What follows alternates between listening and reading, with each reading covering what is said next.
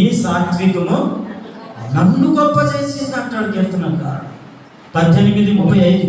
దేవుని ఎదుట నిన్ను గొప్ప చేసేది ఏమిటయ్యా అంటే దేవుని యొక్క సాత్వికము మనం ఎప్పుడైతే ధరించుకుంటామో అది నిన్ను గొప్ప చేస్తుంది. మహాత్మా గాంధీ స్వాతంత్రం రాకముందు ప్రభుత్వ కార్యాలయం ఎదుట గాంధీజీ గారు తనతో ఉన్న వారితో చెప్తున్నాడు, మన భారతదేశానికి స్వాతంత్ర్యాన్ని ఎలా తీసుకురావాలి అని వారు మాట్లాడుకుంటున్నటువంటి సందర్భంలో ఒక ఆంగ్లేయుడు, ఒక ఇంగ్లీష్ వాడు వచ్చి బూట్ కాలుతో మరి గాంధీజీ గారిని ముఖం మీద కొట్టాడు.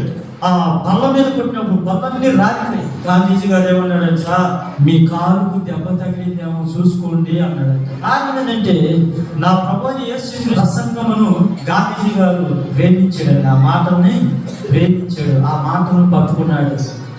నిన్ను వల్ల నీ పొరుగు వారిని ప్రేమించమన్నాడు, కొడితే మరొక చెప్ప చూపించమన్నాడు. ఈ మాటలన్నీ కూడా గాంధీజీ గారు పట్టుకున్నారు. దేవుని వాక్యమును బట్టి మన ఇండియాకి స్వాతంత్ర్యాన్ని తీసుకొని వచ్చాడు. ఆమేన్.